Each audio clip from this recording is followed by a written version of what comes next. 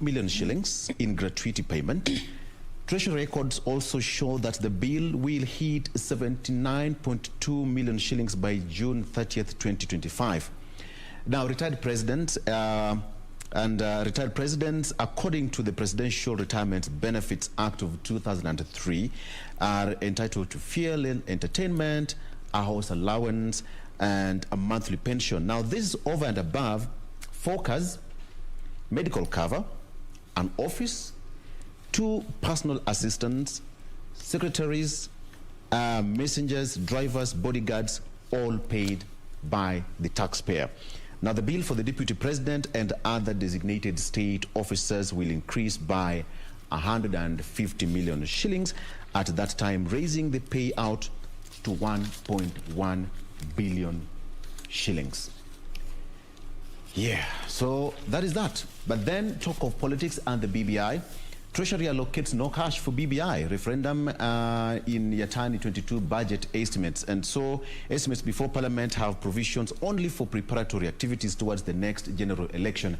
And now, Wafula Chebukati now says that, you know, he talked about that there was no money for the referendum or for the BBI. And here, now there are no estimates. The Treasury has not provided cash for the referendum to implement the constitutional changes proposed under the Building Bridges initiative. Now, in the budget estimates tabled in Parliament for 2021-2022, IBC gets 1.1 billion shillings for voter education, 2.8 billion shillings for voter registration, and 3 billion shillings above the current budget for the ICT. But ODM leader Raila Odinga has been quoted before saying that there is money for the referendum and it will continue as stipulated and according to the timelines by the committee that is chairing that process. And therefore, we're just waiting to see how it will pan out now that elections are here and the referendum is also here. Now, funds released as schools reopen today. We are yet to see how that's going to pan out. Of course, CS Magor has said on Friday that asked primary schools had to wait a bit as ministry disburses 7.5 billion shillings to secondary schools. Now, the term will run until July 16th, when learners will take a week-long break. Now, learners are expected to report back to their schools are those in PP1 and PP2, grade 1 to grade 3, standard 5 to 7, and Form 1 to Form 3. So schools reopen today, and of course, all students going back to school, we wish you a safe journey and just go back and do your best. The world and Kenya depends on you tomorrow. Now, talking about back to school, I don't know, what was your experience over the weekend in regard to this matter? Because if it was any other, let me share my experience. If it was any other reopening weekend, you'd see parents rushing to buy the stationery, the books, the ones who have girls, taking them to the salons, the barber shop and such. I noticed reduced activity this weekend, despite it being the last weekend before schools reopen. I don't know what that points to when it comes to education and also the excitement and also the purchase power. I think it also comes down to purchase power of our parents in this regard. Do we have the clout, you know? Because if you look at the performance of the industry, rather the economy, I mean, even the World Bank itself just projected that the economy is going to grow by 1%, 2% against a 5.66 or 6.5% growth initially projected by the government there, by Treasury, saying that they will, rather CBK saying that we would have that. Now, the issue of purchase power. Parents, I think we are talking to you this morning. Are you ready to send your daughter or son or even ward back to school? And, you know, that is exactly the conversation that we're going to be having today on our Family Check segment. I think that aspect of the purchasing power, the financial situation of our parents is something that, you know, most institutions are not really keen to have sort of flexibility towards it, because there have been, I've seen so many parents who are saying that their children's schools have demanded that they pay school fees or part of the fee before the kids actually open school tomorrow, and those that will not have paid anything will not be allowed access to the school. Are parents ready for that? You know, then we have the new wave of COVID, that is the new strain rather, that just recently made its way into the country. Given children are coming from different corners of the country, we do not know how they interacted with their family, their relatives, their friends. We do not know. You know, this is an invisible enemy that we are fighting. So as a parent, by the way, we'd love to hear from you. Are you confident? Are you comfortable sending your child back to school, or you have reservations? And if so, what are those reservations? And what communication have you received from your child's school in regards to the opening process? We'll be getting to that conversation in not too long. And even you guys, you are both parents. I don't know, you know, from a parental point of standing, how do you feel about this reopening of schools? Let's start with the gentleman. Most Kenyans have now, and most parents have adopted to the prevailing circumstance. It took time for people to accept the situation. Oh yes. When COVID just got us below the belt, nobody expected that it was going to last this long. But now it tries to go away, but then we just get to another variant. And I think students and even children also feeling the pinch and coming to terms with the situation at home. And parents are now being forced to live according to their means. It talks about how do you explain to your kids and what happens. Can we just hold on to that thought? So probably just take just a very short break. Then when we come back, we discuss more on that and of course continue what's happening in the headlines until the end of 8 a.m. So stick around. We'll be right back after this short break.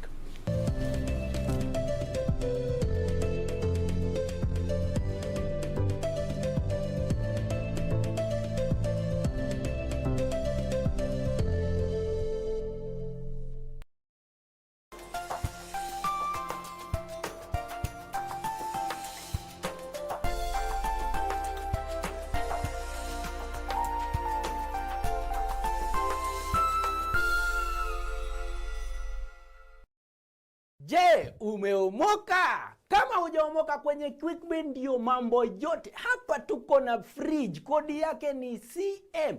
Tuko na gas cooker, kodi yake ni CK. Tuko na TV, kodi yake ni TV. Tuko na simu aina ya Samsung ni SM, ama Oppo ni Oppo. My friend, mahali popote unanitizama, eka hizo kodi zake kisha utume kwa 4032353. 4032353, alafu utakuwa unaomoka na hizi bidhaa. Kumbuka, kwenye QuickBin ni bidhaa bora zaidi kwa bei ya chini kwa chini.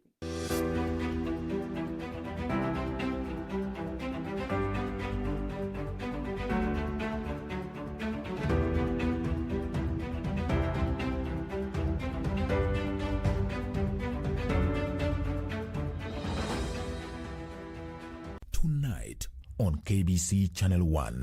My mother, Minister Kallata, grandmother Helena, and Siamak were also part of my family. Remember your promise. Because if you make the mistake of returning to Patliputra, then...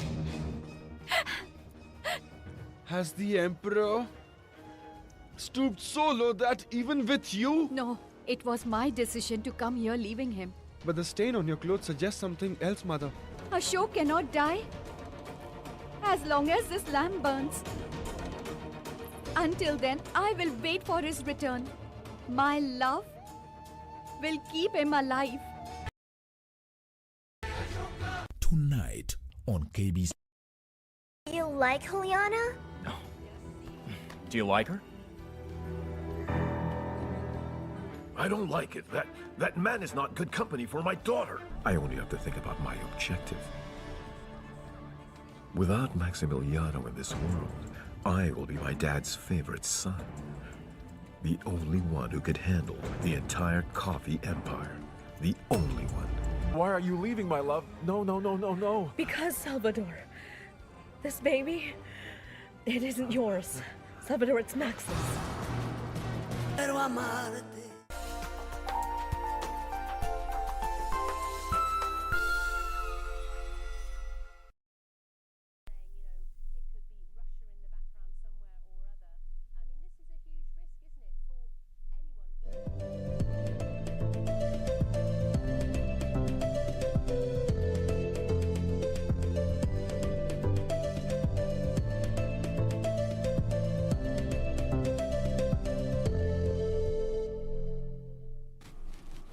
Indeed, you're watching Good Morning Kenya. Thank you for your time. In case you're wondering, yes, we're sipping some hot liquid here because our colleagues here from the Arsenal team, that is Victor and Okinyi, whose points are under the value of bread, cannot afford to bring bread. So yeah, we'll have some tea. Okona points 52, mkate squeezini 55. But now, on to serious, lakini mandazi inaweza. Tunapenda kendas. Tunapenda kendas. Sisi tunapenda kendas. People from the lakeside pronounce it as mandas. Tuko tu sawa. It's a global village. Now, talking about a global issue right now is the issue of bullying, especially in secondary schools. Now, an article here has keenly put Kenya at the top, ranked as among the top countries in the world with a high prevalence of secondary school bullying. 3 weeks or so, we were discussing trending topics here on Good Morning Kenya, where a young girl committed suicide after being bullied and shamed on social media by her classmates. This happened in South Africa, and it took the world by storm. As we're talking about matters of back to school, you know, have we adequately addressed the issue of bullying? Do the children who are going to school understand what it means to stand up for yourself? And even as a parent, have you gone a step further to ensure that your children are kind to others? We cannot be talking about bullying if you're not addressing the issues as a parent from your end of things. What have you done to ensure that you're not bringing up a bully? Because experiences, even in the playground, there is always that one child who is very problematic. And unfortunately, because we're living in a community where I cannot reprimand another person's child, you end up taking away your child from that problematic child. But has the issue been addressed? So they will meet in school, because it shows that on average, a child spends 7 hours, 6 to 7 hours in school. So majority of that time they're learning, but after they have to socialize. How are they socializing? Is it productive? And now that Kenya has been ranked among the top countries in the world with a high prevalence of secondary school bullying, we are still awaiting the KCSE results there. We already have our KCP results. We know the number of candidates who are supposed to join secondary school. As a parent and a guardian, what are you doing to ensure that your child can stand up for themselves? Because we went through the system, and bullying of Form 1s especially was something that was done in earnest. In as far as, you know, the institutions were, you know, concerned, the management and administration of that, they tried to stem bullying by ensuring that once you check into school, you're given a school mother. I don't know if that happened to you, Victor or Jane. You're given a school mother, most likely a student in Form 3 or Form 2, to just help you, guide you through the school. But for some people, it didn't work. For others, it worked. Some of us were bullied.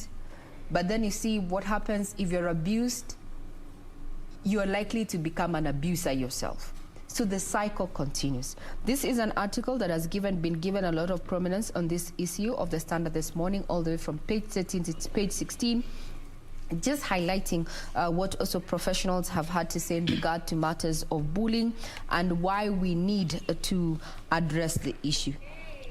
Why we need to address the issue there. And as a parent, what are you doing to empower your child to stand up for themselves? Actually, bullying has been termed as an epidemic. Victor, being male, what was your experience when you joined Form 1? Now, first of all, I remember my dad dropping us in school at 5 p.m. in his old KAA Pajero. When you were reporting for Form 1? Yes, at 5 p.m. and we found that we found all students were in that evening assembly. Remember that morning assembly and evening assembly, we were given the briefs and you go. It was a shocker, culture shock. You know, drop you hapa and then I'll come go to class. So what are you going to do? But I think I was lucky enough because I had a cousin who was in Form 2 then, so he helped me to maneuver. But personally, I think I enjoyed my high school life. I wasn't bullied because just after Form 2, I was a chairman of the drama club all the way to Form 4. So I got all the favors. Some people said that I was cheeky, I was talkative, I was outgoing, so nobody had a room to bully me. But yes, bullying happens. Most students, some students actually tend to fear going to school because of bullying. It happens, and it was rampant way back in the past. Right now, I think it has gone down slightly because of the situation. The government a bit strict on that, and the administrations are also strict on that. But silently, you'll find that there's some students who are still bullying each other.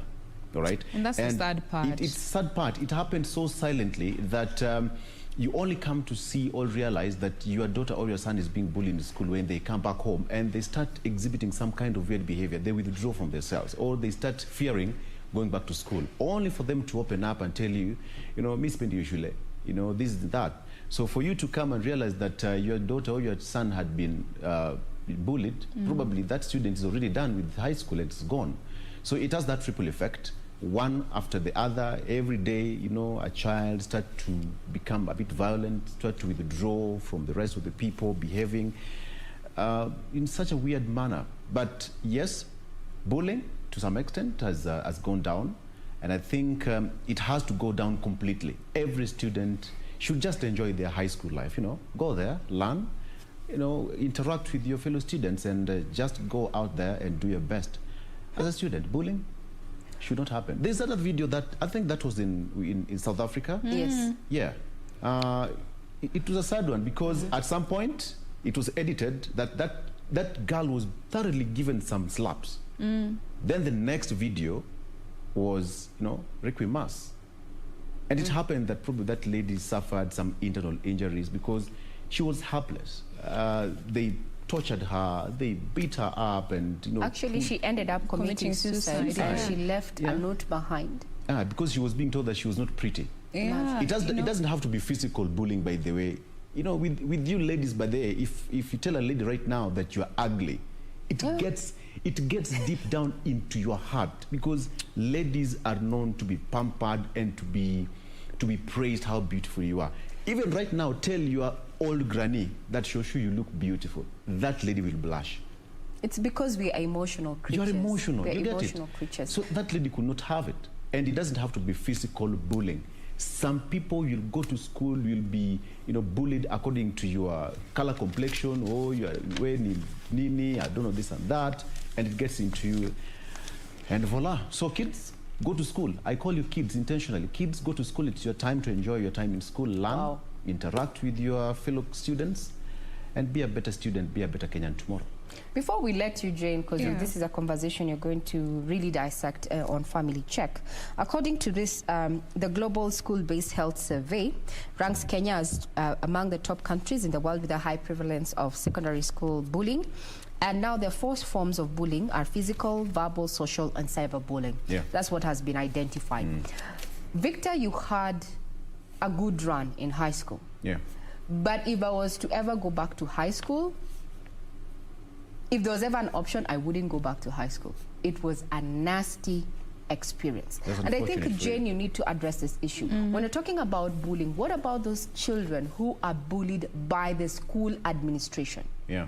That reminds me of... What about those students? Because my case was, I checked into school on a Tuesday.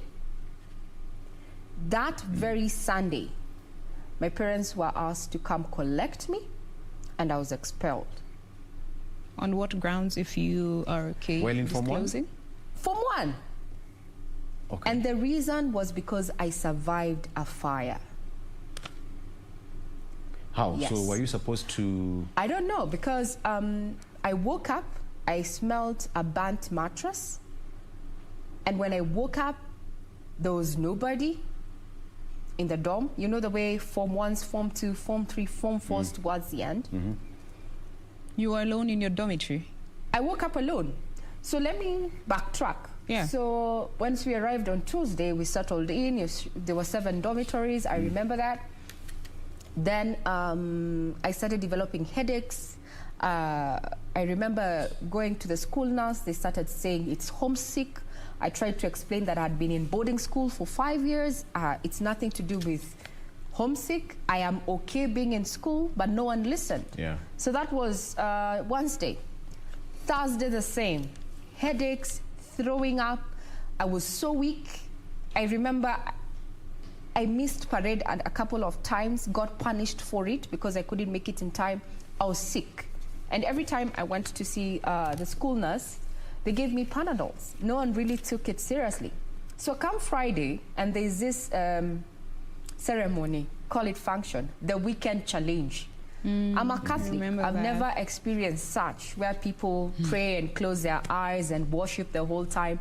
So there's a weekend challenge, and we were told we have to all gather in the school dining hall. And we did. And Form 1s were at the back, Form 4s at the front, Form 3s, Form 2s, Form 1s at the back. So it was an all-day, all-evening thing. And I remember, the last thing I remember actually was prayers. And I think I fainted or collapsed. And I woke up to people praying over me in the darkness. Yes, they were praying. So every time I tried to get off the ground, they started saying, "Devil of resistance, come out of her." I have never been scared. And actually, this is the first time I'm sharing this information, especially on social. Wait, so you were being accused of... You see, devil worshipping? Yes, so people were praying and they did not understand why I had collapsed, because I was scared. You know, one moment I was standing, the other moment people are praying over me. So I resisted and I ran out of the dining to get to the dormitory, and I actually slept. Remember, I had been unwell, and I reported to school with a dislocated knee, so I was limping. So I got to the dorm and slept. That was on a Friday night. Upon waking up on Saturday, no one wanted to sit with me at the dining hall. I went and found the table was empty, only my plate was there, my cup. So I was alone on a table that was occupying 10. I was the only person. So I went ahead, I was like, hey, maybe this is how they treat Form 1s. Anyway, long story. I ended up being expelled and blamed for a fire I never started. And to date, I still think if I had died in that fire, I would not be here as a living testimony. Yes, the administration pinned it on a Form 1 who had just arrived simply because she was different. We need to address that. Bullying is actually real. And I went quiet for 6 months. I never uttered a word. I had to go through counseling. So when you're talking about bullying, it is very rife, and especially where the persons who are bullying you are part of the administration. Yeah. There should be an ex-parent at school. I think that calls for more, you know, kids right now, everything is now up and down. Yeah. Everything is not stable as it used to be before in school. So you get most kids going back home, going back to school, you know, with a very kind of shaky background at home. Some of them go back to school without the, you know, the necessary, how do you call it? The basics. The basics, all right, yes. So you find that you have a kg of sugar, someone doesn't have. You know, you have got your shoe polish there, somebody doesn't have. So it's not about you having all that the person doesn't have. It's all about the background, because most people lose jobs. And this is the right time that most students should understand themselves way better. Because you got 2 kg of sugar to school, I didn't get mine to school, doesn't mean that you're better than me. It's just because that my background probably just denied me that luxury for, you know, for a moment. But it will be okay soon, it will be okay. So everything is looking up, okay? Let's just hope that, I mean, we keep on asking God, we go back to our normal lives, all right? But we have to learn. This corona thing is making us to learn the hard way, and we just have to adopt and adapt, as Jen would say. Puts it, yes. Well, if you have and adapt. Right. And if you do not have anything kind to say, people are different. People are different. People worship differently. People come from different backgrounds.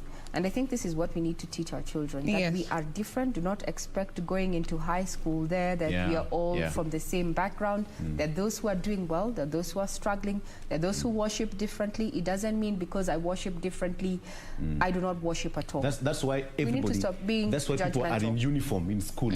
Yes, so that you be, all of you are uniform, all of you are equal.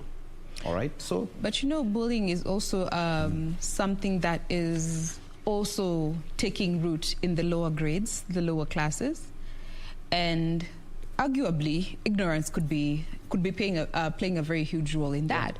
But then again, you get to see children undergoing depression, and these are kids who are under 8, getting to experience and interact with other children from the same school, the same class, but bullying is also taking root among this particular group. And that is why there was this conversation around having a counseling station within the schools, a safe space where kids can go to and report their concerns and don't have to suffer harsh consequences for choosing to speak up.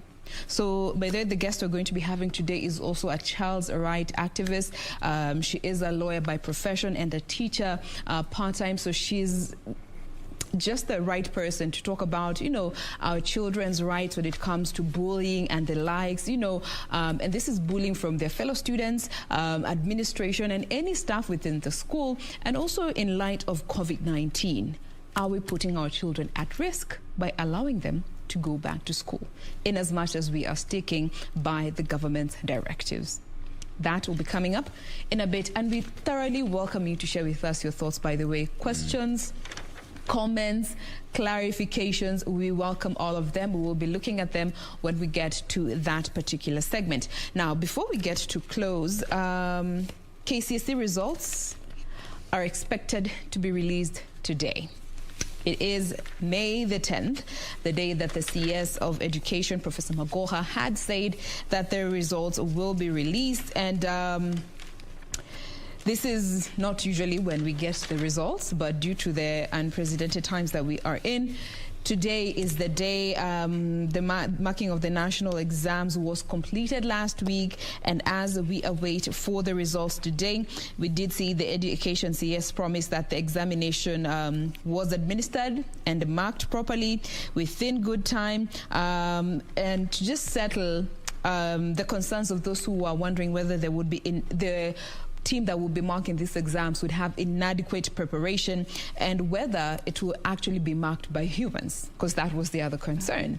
And last week there was a bit of a go slow looking at the marking of especially English paper 3, where we did see in some marking centers some teachers did, put down the tools due to the fact conversation around their pay. But now the CS came out to say that they did finish.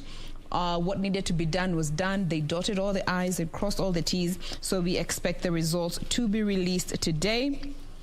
This is also in line with making up for the lost time last year, and just trying to keep up with the academic calendar to make sure that the next grades, that is grade 4 and class 8, get to join school in good time. And then again, there's a conversation around grade 4 going back to school. We did see private schools come out to say that they have a plan, yes, to engage grade 4 learners before they transition to grade 5. So we expect an address from the CS as and when those results will be ready.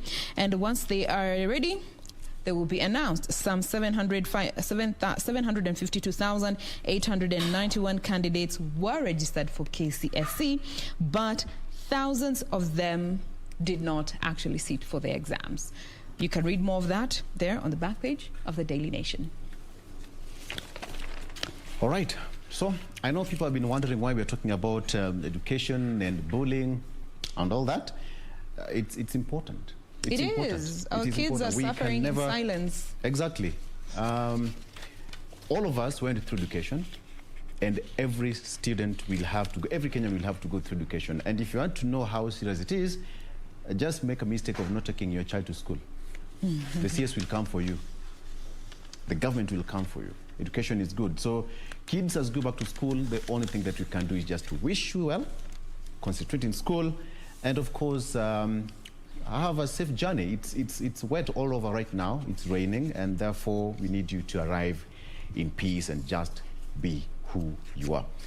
Talking about who you are, we've not talked about matters health, but so you know, detaining patients over hospital bills is illegal. I thought you should know. And this is according to Judge Wilfred Okwanyi. While hospitals have a right to demand payment, detaining patients is an infringement to freedom of movement. Enough said. I'm Regina Manyera. I wish you a pleasant viewing ahead. All right. I'm Victor Lowe. See you in a short while.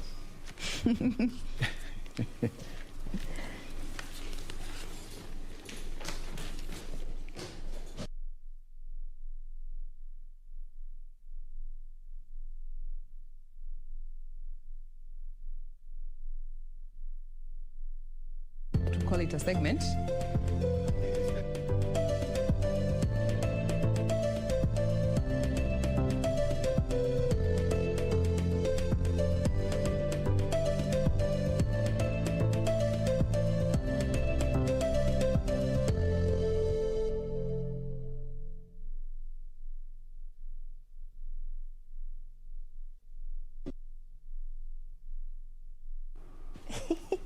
As I was saying, we are back for take two before tumalize ya uwela, cha uwela. Now, there's this story that I wanted to touch on, guys, and still on that health note, where we did see the CS come out to say that there are some counties that have not administered the COVID-19 vaccine. So now they have, the ministry, of course, has come out to say that they will roll out the process of reclaiming unused COVID-19 jabs, and particularly in 9 counties that were singled out. And these counties include Garissa, Marsabit, Lamu, Mandera, Turkana, Wajir, Kwale, Isiolo, and Tana River, which have used less than 60% of the doses that they received. Wajir, for example, did receive 6,000 doses, but they've only used 2,160. Marsabit received 2,760 doses, and so far they have only used 674 doses, while Mandera also did receive 6,000, and they have only administered 2,411 doses. Now, there are concerns that some of these counties could be withholding these vaccines and hoping to administer it for those who need the second dose. Remember, the AstraZeneca vaccine is administered in 2 doses. So some counties are hoping to administer the batches that they have to those that have already gotten the first injection to also get the second injection from this particular batch.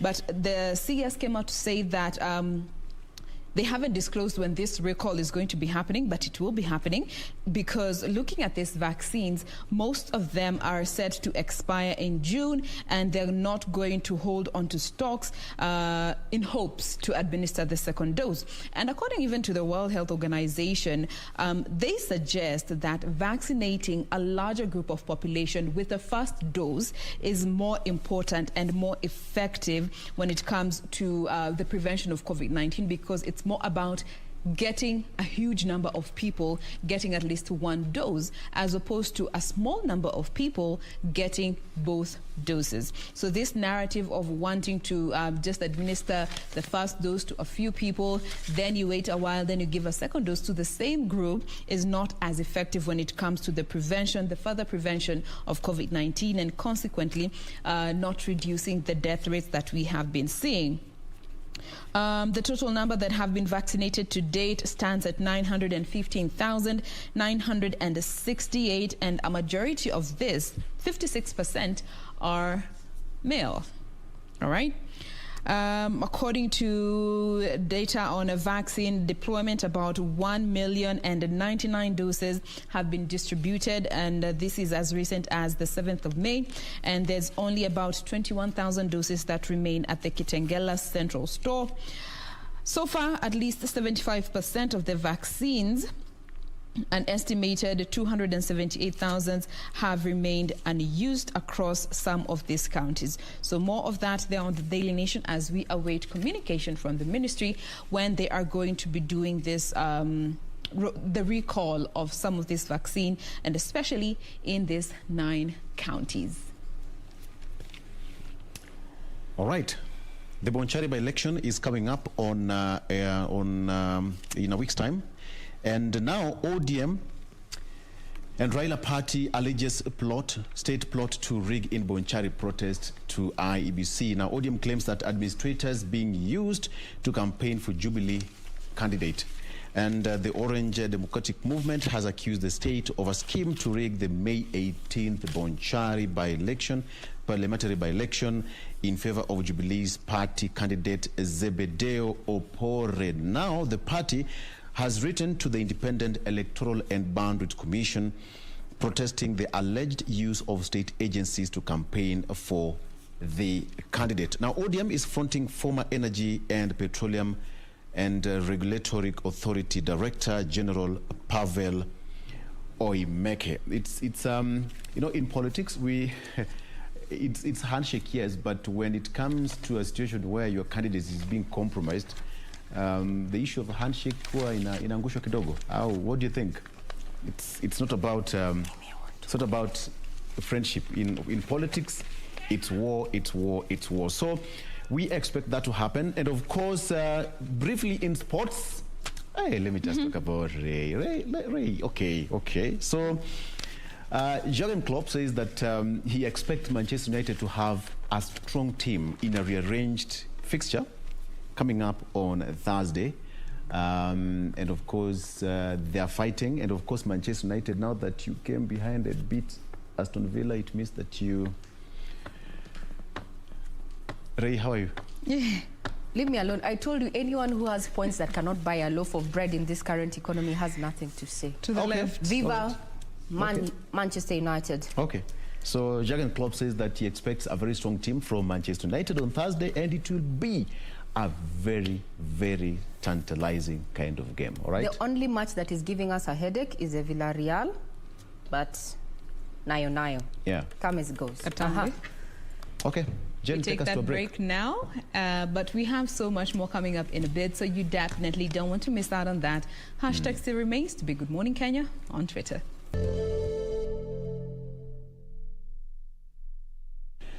Good morning and welcome back. This is Eye on Politics. My name is Victor Lowe, and we are just about to get straight to the point. Let's talk about some of the issues affecting you in and across the country, whatever has been making rounds and whatever has been shaping up our political scene over the last 48 hours or so and over the weekend.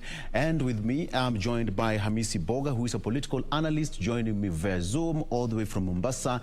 And briefly, I'll be joined by Advice Mundalo, who is a communication analyst and expert, who is also going to be joining me here briefly in studio. So we have got so much lined up for you. All you have to do is just to talk to us, send in your questions, send in your comments, send in your contribution to the program. My name is at Victor Lowe on Twitter, on Instagram, and on Facebook, and we'll be sampling some of your comments during and at the tail end of this particular program. We are going to talk about issues that affect you, and straight into it, let me just talk to you, Hamisi Mboga. Good morning and good to see you. It's been a while. How is Mombasa doing, first of all? Mombasa is cool. Thank you very much. Good morning to you all. The weather is now stabilizing. We were having a very hot spell of weather this year, but I think for the last 1 week, we have received some good rain and it's cool a bit now. Okay, all right. So let's just get this. First of all, schools are reopening today, and so much expectations from the Ministry of Education and the students at large. What do you think should be happening moving forward now that the government says that, you know, kids must go back to school? It's completely being, you know, disarranged by the coronavirus. What do you expect is going to happen during this term? Hamisi? Yeah, thank you very much. I think what we must all do, parents, schools, even the government system, Ministry of Health, and also the Ministry of Education, is to emphasize the concept of making sure that we are virus-free. The whole problem is connected with the virus that can come to you without you knowing. So let's go back to the basics. Wash your hands. All the schools must ensure that they have water enough to be able to wash their hands. Use sanitizer. Use barakoa.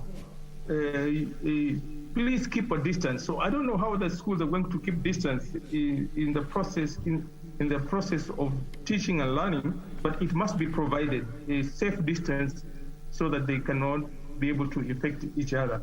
But I think it's exciting because when you are in school and you have been away for a long time, you want to come back to school. You want to play activities. For example, if the kids are playing netball, football, or they're doing athletics, how do you ensure the distance there? The contacts, if you are drawing a ball or you are throwing a ball, you are touching a ball and the other one touches. So there is this challenge, but we have to do it because we cannot continue staying at home. Forget about the schools, even all of us. I think it has been long enough for the life of Kenyans who have been here for some time to have stayed at home for this long. But finally, we must also observe the health instructions, and we must keep the, especially aged people like us. We are worried when all the schools are open, when everybody's working, when we're interacting. How safe shall we be? So all of us have that responsibility to be able to ensure that we are safe, all of us. Absolutely. We just have to be safe and just to keep every protocol as given by the Ministry of Education. Now let's talk about this issue now. On the front page of the Standard, it is a do or die. Why BBI is a do or die for Raila Odinga. Do you really think that is a situation for Raila Odinga? No, I don't think so. My view is different. My view of knowing the Kenyan politics and knowing Raila Odinga for many years, he has a lot of ways of settling and unsettling his team. So I think he has a strategy that we have not seen. And if you have been here with us for the last 3 years or 1 year, 1 year especially because of this campaign, almost some of us were saying he's already written off. He's not making it. And when he joined with the President Uhuru, the strength has increased. You can see it was so critical, and everybody had a feeling that fireworks will be in the parliament. But yes, we saw fireworks, but we saw the results. I don't expect the Senate today and tomorrow not to be able to pass it because of the number of majority. You remember one of the people who were opposing the BBI finally voted yes, and he said, you see, by the way, I've talked to my people on the ground, and they're saying we may lose a lot of money that would be useful for development, especially in devolution. So all these things are coming back. So people make decisions based on a number of issues: political party, personal interests, and of course, what the people on the ground will say. Because immediately after tomorrow, people will go to the ground and say, your MP never voted for this, so he's not the right person. And those who voted yes, in fact, they wanted to be so that they say, did you see me? You see? So this is political interest, and it is very interesting, and I still feel Honorable Raila Odinga has still some strength to be able to get through the BBI. After that, we don't know what will happen because life changes and politics changes. But I think we'll get to the ballot box in terms of BBI. Anyway, whether the Senate passes or not, this process is still going to the citizens. Yeah, so how is this important for Raila Odinga? It's so not only important, brother, it's critical, it's crucial, because without a BBI passing, Raila may find it very, very hard to be able to convince all the masses, his troops, to be able to go to 2022 with the kind of strength of taking over this government. So it is, maybe I don't want to use the words from the Standard that is do or die, but they say it's so important for him to be able to do that, to be able to make another statement to say, I told you. The reggae issue has gone down, but I don't know during the campaign for the referendum whether it will come back, so that he picks the momentum that the team had before. And without BBI, Raila will find it very, very difficult to campaign because the other people will take advantage of the situation. So it is important for Raila to ensure, and all his supporters and the supporters of the BBI, to get this thing through to the citizens. But on the ground, I think we need to see more of Raila and the Uhuru's troops and the member of parliament and members of assembly coming down to talk to the people. The minds have been so poisoned, have been pulled apart from this is okay, this is not okay, this is the right time, this is not the right time. So to make decisions, we need a lot of campaigning on the ground. And the minds have really been spoiled. We don't know whether to choose A or B.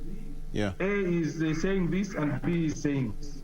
So it's a beginning of, and after BBI, I don't think whether we shall have any other obstacle but go straight to 2022 and vote. That's my feeling, my idea. Absolutely.